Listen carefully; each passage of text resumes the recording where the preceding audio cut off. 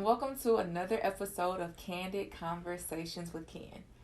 Today is a very special episode for me because not only do I have a friend here, I have my best friend since high school, Terrence, here with me. Hello. And a funny story about all of this is Terrence was the first person I shot Kandid Konversations with Ken with. Yeah. You want to tell that story? Yeah. Loved the idea when you brought it up, right? And felt like I had something to say. And we took this trip, a great trip to Greece, Santorini. And on the way back home, we stop in Rome. And I don't know, somehow along the travel situation, we just get stuck. Our flight gets canceled and no one tells us that the flight is canceled on the way back. So, but it becomes like we're in Rome in the afternoon, flight's canceled, so you have to wait for a whole day just to get on another flight. So we figured ways to be productive, and I think we traveled, we explored Rome, got exhausted, figured out we would spend time doing something productive. Do a whole setup in a hotel. So we don't know where we're staying. We haven't figured our flight information out. That's the important part. So we haven't figured out the flight back yet. And so we're in this hotel lobby just trying to find some shelter. And positivity. Some positivity and some shelter at this point because we're stranded. Like, who does this? Like, who cancels flights without letting people know? Stuck in Rome. So we're in this hotel and we have this brilliant idea. Let's start shooting Kandid Konversations with Ken. So Terrence, being as we're both just trying to make the best of a horrible situation, Terrence takes his luggage and props the camera on the luggage. Yep. I am sitting. We create two chairs. We're at Yep. a bar. Well, a bar. It was a bar. They have snacks. They have food. We did the whole setup. We did the whole setup trying to make Kandid Konversations with Ken start. And then we'd have it was a great conversation. I felt positive. The vibe was well. The conversation was great. And then we go to shut it off and forgot to press record. So hopefully the setup's a little different now. So I'm hopeful that we are recording. Yes, we have a whole production right now. Thank you, Chris. We have a whole production right now. For the first time, it was a great conversation, but you guys never saw it because we never pressed the record button. So we're trying to solve that problem today. Yeah. So thank you for being here again. Yeah. There's a question that I like to ask all of my guests, and you will be no exception, even though you were the first person who I started this with, is who are you as a person? Who am I as a person? Or who are you? Just who is Terrence? Yeah, I feel like when you ask me, I feel like this can be a forever evolving answer. So I feel like my answer may be different now because life has happened. But as a person, I think I'm actually learning to get out of the title of who I am as a person. I think it is better for me to just see myself as human first, with flaws and all, and just trying to be at peace with that. I know that this seems very vague, but who am I? Of course, I'm a son, I'm a brother, I'm a entrepreneur, I'm a landlord, I'm so many titles, but that can get a little busy for me. So for me, I just like to think I'm human. I'm human trying to interact positively with other humans and also trying to be gentle in that process with myself and the people I interact with, but also more lately than when I first answered this, try to be as godly as possible. So that is who I am. Okay, so human first. Human first, but someone who's really just trying to follow in the footsteps of what has been laid out for humans to be at their highest form while we live on this earth. I like that, because you didn't try to go into these definitions. It gets complicated. Because you also, what if I wake up one day and I don't feel like these things? What if I don't really want to be a son right now? I just want to be a brother instead, or a best friend, or maybe I don't feel like being a best friend in the moment. It's just it gets complicated when you try to define yourself and then you have to live up to these things, and maybe you just don't want to do that all the time. So for me, I try to strip back all these things that can be led with ego or anything else, and just I'm human. trying to figure it out like everybody else. I'm flawed, despite what people may think of me. And I'm more now trying to just follow in good footsteps. Okay. So me and Terrence met in high school. And we became friends because Terrence is a very competitive person. And it wasn't like we were like, we're going to be friends. Terrence wanted to know whose grade was higher in a certain class. And that was the nature of our friendship. So we became friends after that in high school. And through the years, we were probably, 14, 15? In high school when we first started. Yeah, 14, 15. And then here we are. Well, now I say my age on camera because the lady does not tell her age. But over the years, we've maintained a very good friendship, and I'm grateful for it. So how do you see that you evolve? Because I see the change in you, but what are some ways that you look at yourself and you're like, man, I've evolved, and I'm grateful for it? Yeah, I feel, sometimes I can get lost because you always think you're the same, broken person. But ways that I have evolved since high school. I mean, I'm much more comfortable with who I am as a person, and that's from the journey that I've been through, the mistakes I've made. I think it is detrimental to deny or act like certain things never happened. But I've just changed by being more, like I said, just gentle with myself. Embracing my own story. Yeah. Embracing the stories of the people that have influenced me. And when you go through that journey, it's a very short statement I'm saying, but it takes years of not only identifying who you are and why you are the way you are. Why did who impacted you to become this way? What life experiences have you had to become this person? But once you get to that level of understanding, then you own it. And in owning it, you have to be, you have to know enough to be able to share that person that you have become with other people. Some people go through their journeys and their self-work, but then they still are so nervous and scared to just be themselves around other people. And we see this when we go out. Yeah. People are so consumed with looking cool and all these other things rather than just enjoying the space that you are currently occupying with the people you chose to occupy that space with. I don't think I ever had that level of understanding or depth in high school. And so it's odd that you say that because I've always seen that in you. So I don't.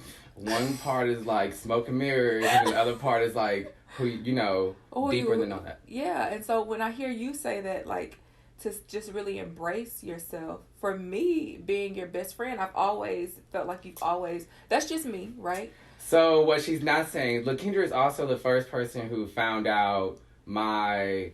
That's not journey. what I was referring to. Huh? That's not what I was referring to. But this is a great time to bring it up because it's not now I'm almost blanking why I'm bringing this up. I don't know why. But what were you just saying? I was saying that I feel like you've always just been like yourself. No, Lakendra, because how can you... No. So when I was in high school, I was figuring out my sexuality. And I was not comfortable. Of course, how can I have been comfortable with any of that? Okay, so not to interrupt you, and we'll probably do this because this is how we talk, but yeah. I was thinking from just a whole... No, all I can say is when that part of my life was unfolding and I was hiding myself from friends, family, that's such a weight that you don't realize you're carrying. And that weight spills over into all aspects of your life. You can't be true with yourself, so how can you really show who you really are to everyone else? So yeah, I think... When you leave your house, we put on this mask, we put on nice clothes and all that. So I do think there was a version of myself that I've always wanted to be, but that was high school. It was an aspiration that I was living. I think nowadays I'm more real and grounded. I don't need to look a certain way. I don't need to wear certain things to feel as powerful as I am as a person, as opposed to being in high school where I was still doing smoke and mirrors, trying to, own, I guess, what I was putting out for everyone to see in me. Okay. That makes sense. Okay, I can get it from that aspect now. So, you see why I brought up this? I see why you brought it up, but I wasn't referring to it because I feel like you've always, to me, and I guess it wasn't a big deal, but to me, you've always just been a very open person. with what you want people to know. Right. Yeah. So that's what I meant. But in retrospect, clearly there were some things you weren't sharing. Absolutely. And so I can see how you being self-reflective can say, I wasn't open. I wasn't being myself. Yeah. Because you saw what I wanted you to see. But in retrospect, there was so much underneath the surface that I didn't share. And even if we go deeper into the details, my family dynamic. In knowing me in high school, I didn't really bring that family dynamic in front of everyone. Even going to undergrad, moving out of Texas, going to Massachusetts, I was carrying who I wanted to project myself as out in the world, but not really letting people in on everything that came with, or where I really came from, or, who my people really are. Really? Oh, yeah, it was just like... me, people were even shocked when you start talking about family. They're like, "Oh my gosh, you have family!" It's like, yeah, but you have to be honest. I just feel like you meet people and they show you what they want you to see. But for me, it's beyond that now. When I interact with people, it's like I get the whole smoke and mirror thing. I mean, I have my own smoke and mirrors, but that's not a real connection, especially in this day of social media and whatnot, where we create these fake lives. For me, I have had fake lives. Now I don't see that as, I see that as growth from then to now. Gotcha. Okay, so you've evolved in terms of accepting yourself and living in your truth authentically and who you are as a person. Amen. Yeah. I definitely see that. Yes. Okay, I definitely see that. So my next question is, besides just the mental evolution and being gentle with yourself, you've made a couple of transitions. Yeah, I know. Where do we start? You've made several transitions. Can you give the people just a little bit of background, and then we'll dissect that? Because a lot of people may share that story and may not know how to kind of talk about what happened during each of those transitions. So one, I want you to start with all of those transitions, because an important part of this is Terrence left after high school, never to be seen again. Never to be seen again.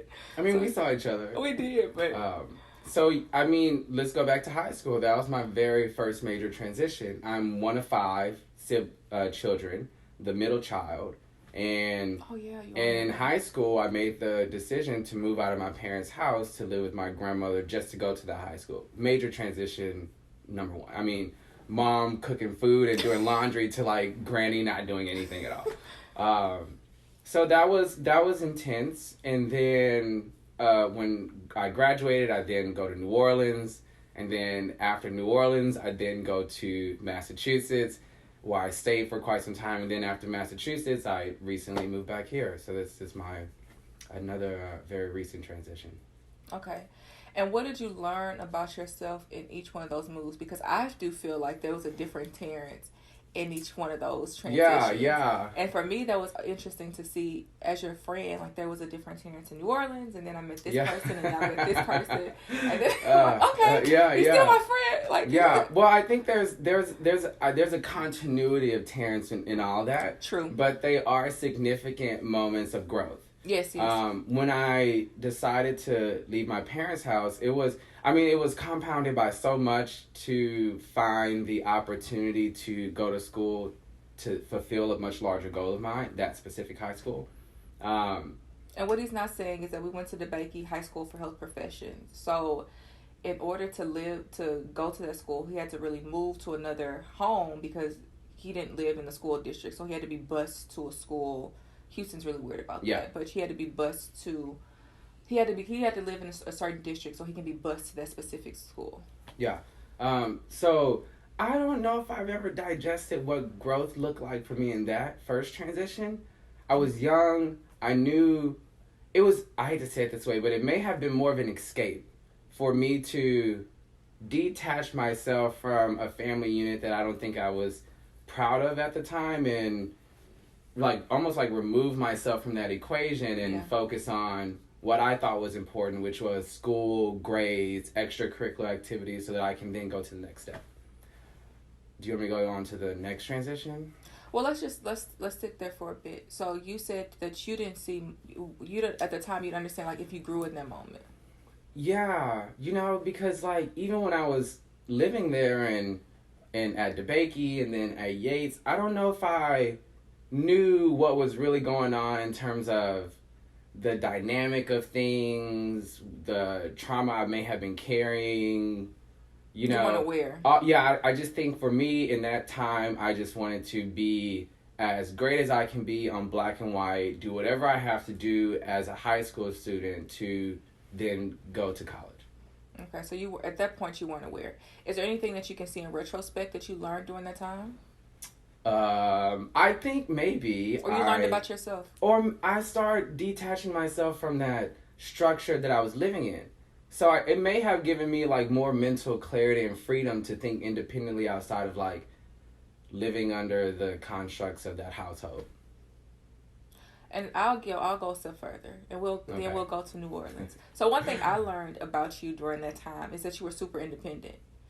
And for me, I didn't have that. So I'm an only child, I identified that early on. So Terrence was super independent, and I had a car, and I didn't really know how to drive it that well. So Terrence would get in the car with me. He was like, "Cut your wheel," and I'm like, "Cut my wheel!" It was it was so much. So I realized at that time I was like, "Oh my gosh, people are this independent. Like this is what life is like." Yeah. So I realized that at that point in high school, that you were miles ahead of me in terms of independence and your ability to make decisions on your own. And I don't even know if that was something that you realized. No. But that was something that I realized very early on in our friendship. I was like, wow, he just does everything. And I'm like... I had no choice. Right. But that's something that I learned about you like very early on. And it was not empowering, but it was admirable to say the least. Because I was like, wow, like people actually take care of themselves. Like that's a thing, right? Okay. Fast forward, New Orleans.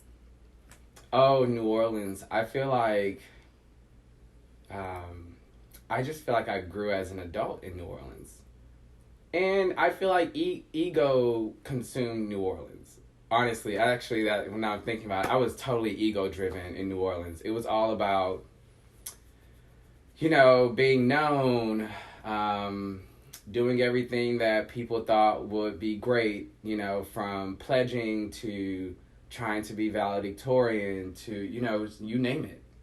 I tried to be who everyone wanted to be, I guess.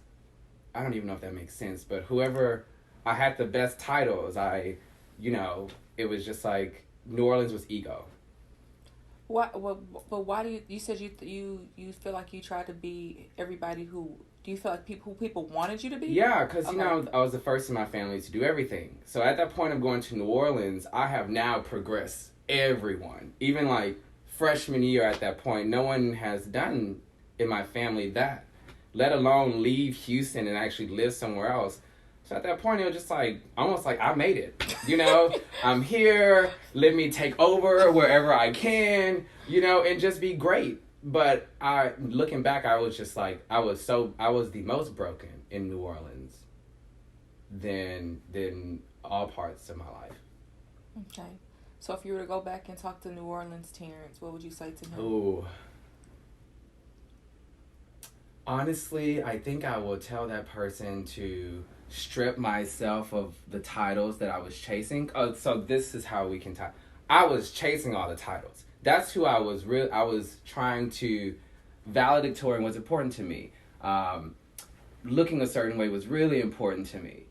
Being the president of the fraternity was so important because I was like, it's ego, all this power, the accolades.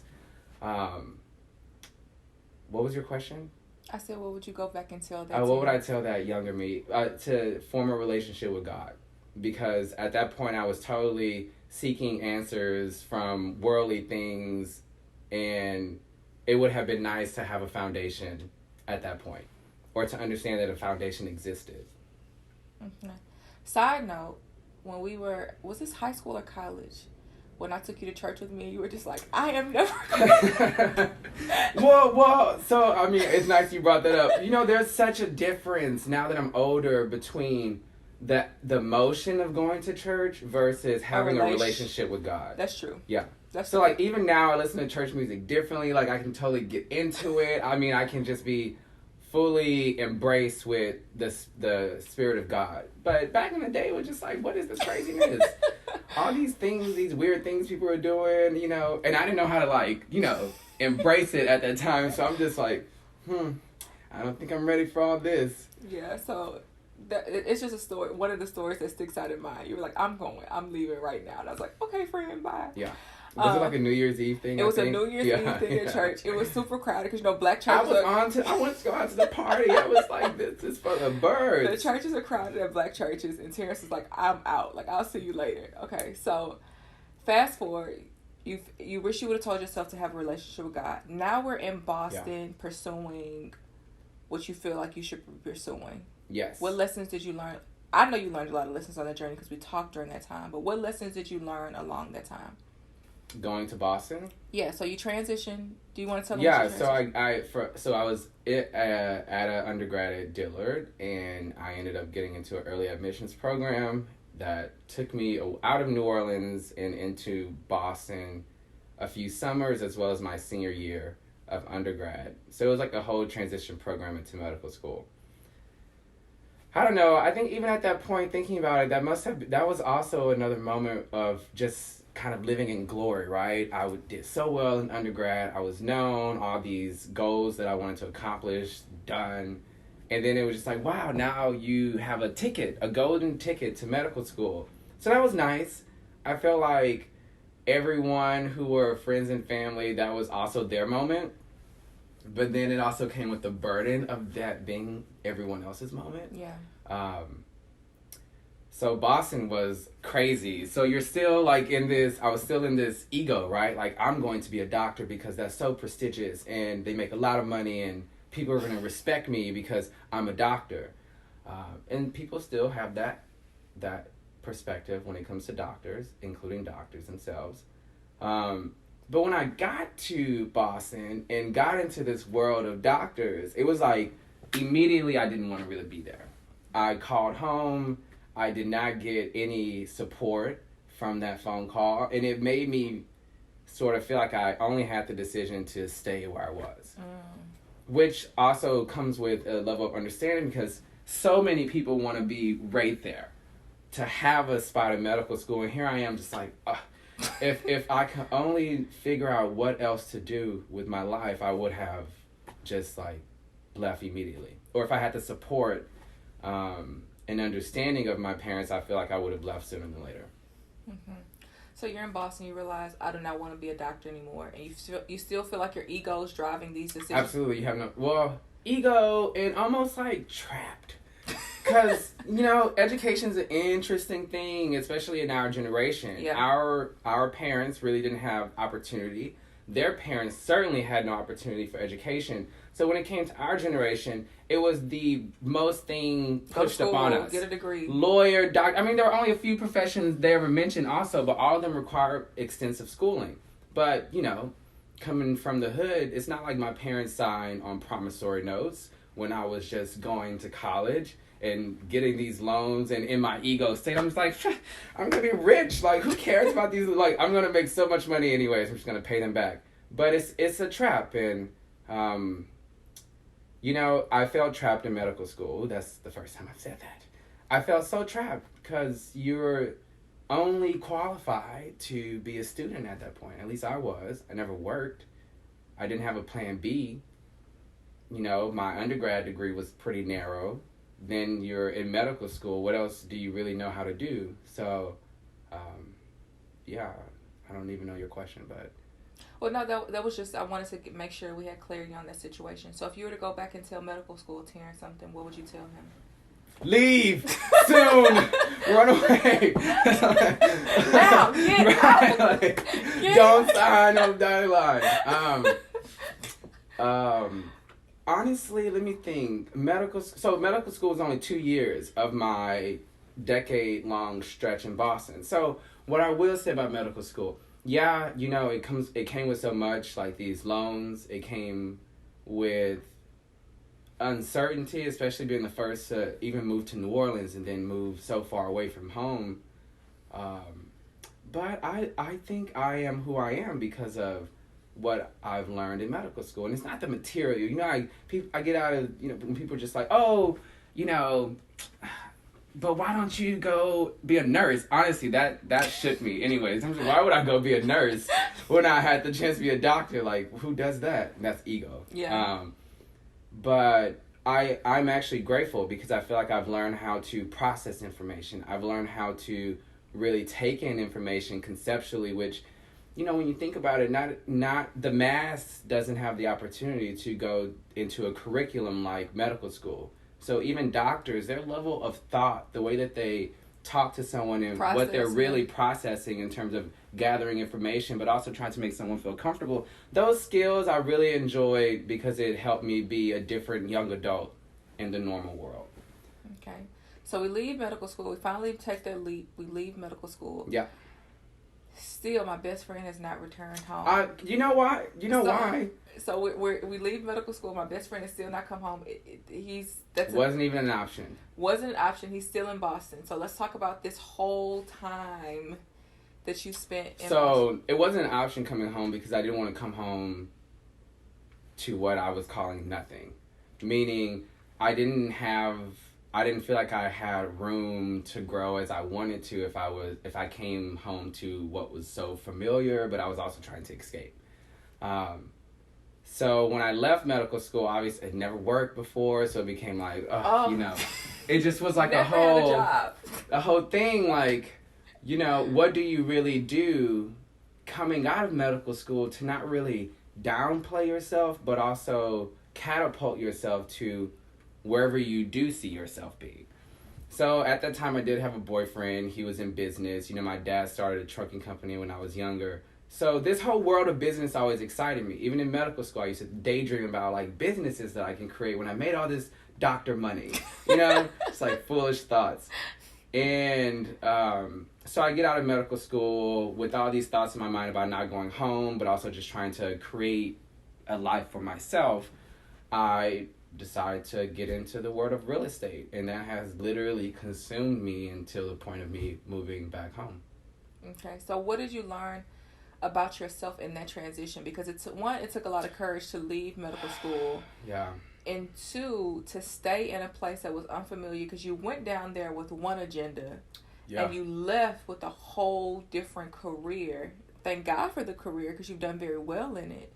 But you had to switch and pivot, and I don't think a lot of people do that very well. Yeah, you're right. So I didn't know that. It was like at the time, I did get a lot of feedback from my classmates, and they were just like, oh my gosh, you're so courageous. I wish we, you know, could make a decision like you're making and like follow through on it. Because mind you, I stayed in Boston, so it was a certain amount of time where my classmates were still at the medical school.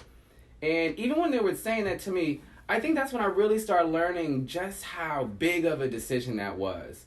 Because people do so much in their lives just to get into medical school, so leaving almost is not an option. Mm-hmm. For a lot of people, even if you're miserable, the people who were calling me courageous, it's because they were my friends. We used to study. I know you're miserable, but I also know, just like me, you don't have an option. To leave, whether you're, you know, people come from a line of doctors. So even though they're privileged, they're also stuck in medical school feeling like they have no other choice but to be a doctor. So they're going to suffer just to get that title to please everyone else.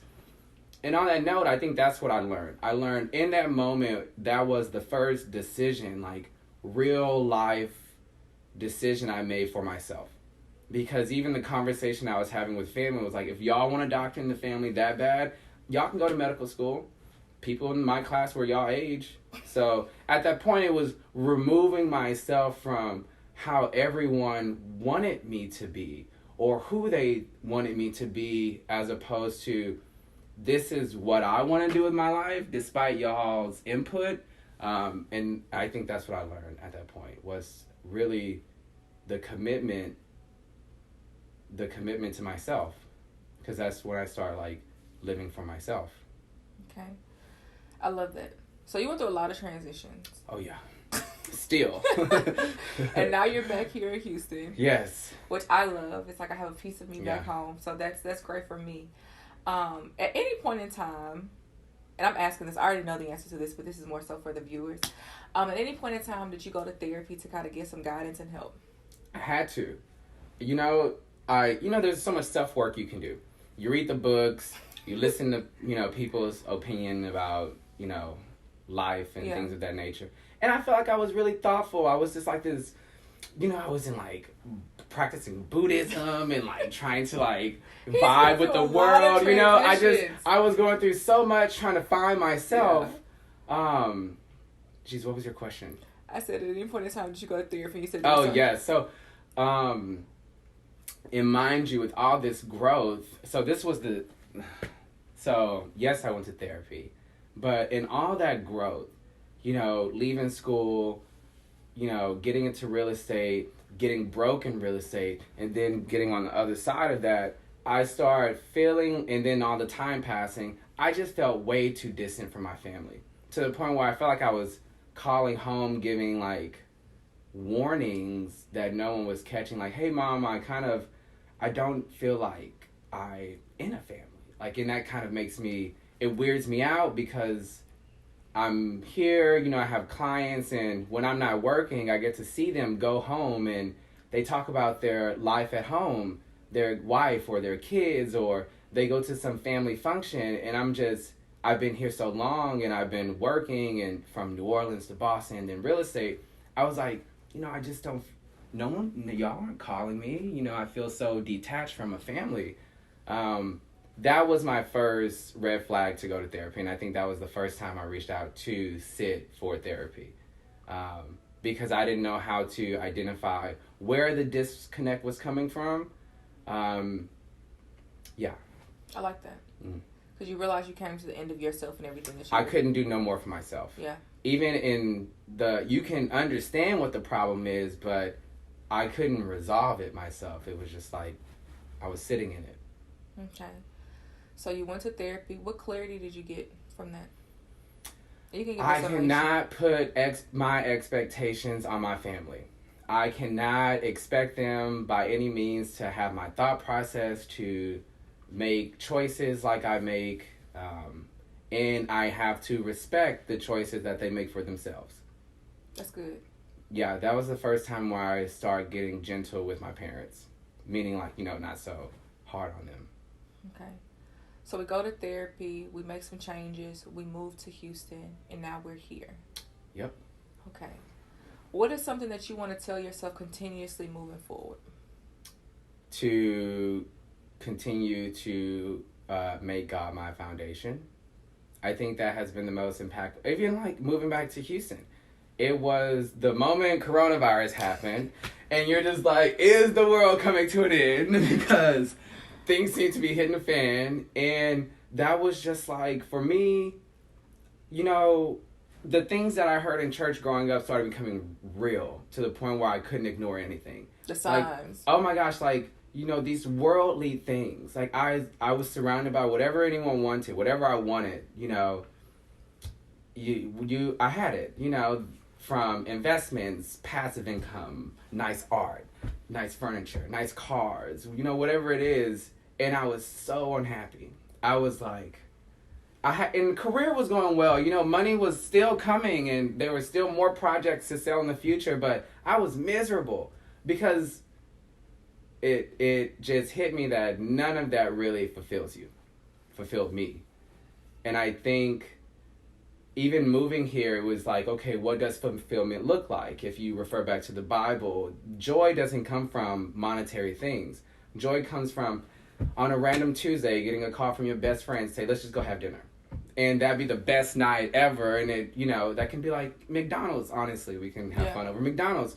But it was like, Chick-fil-A. I can't have my sister just coming over on a random day to enjoy this beautiful backyard that I've invested so much money in. It's just like, do I care about the backyard, or do I care about just seeing my sister and having, 2 hours with her? So I started prioritizing family more than business. And it was, just kind of getting back to the construct of the Bible, in which how humans really should be living to fulfill or find what real joy and happiness looks like. That was my breaking point to move back to Houston. I love it. And I think it's important that you said that, because a lot of people who are watching, who are younger than us or even older, they're chasing success. They're chasing this idea. And then you look at them, and I'm like, you're miserable. Yeah. And you're miserable. You have all of these things, but nothing is fulfilling you. And it's because you don't know where true joy and happiness comes Absolutely. from. So you saying that, I think it's going to be a very eye-opening moment from people. Last thing, if people were to watch this today, I know you've learned a lot of lessons, but what is something that you want the people to take away from today's talk? Kandid Konversation. Oh, I think maybe two things.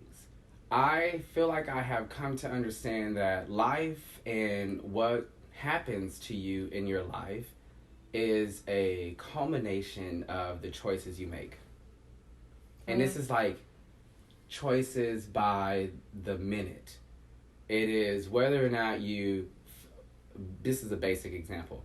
You have a goal to be more fit. And in a moment where you are hungry, are you going to make that choice to pull over to get quick fast food, or take your hunger the next 30 minutes, go home and cook food that you know is more nourishing for you?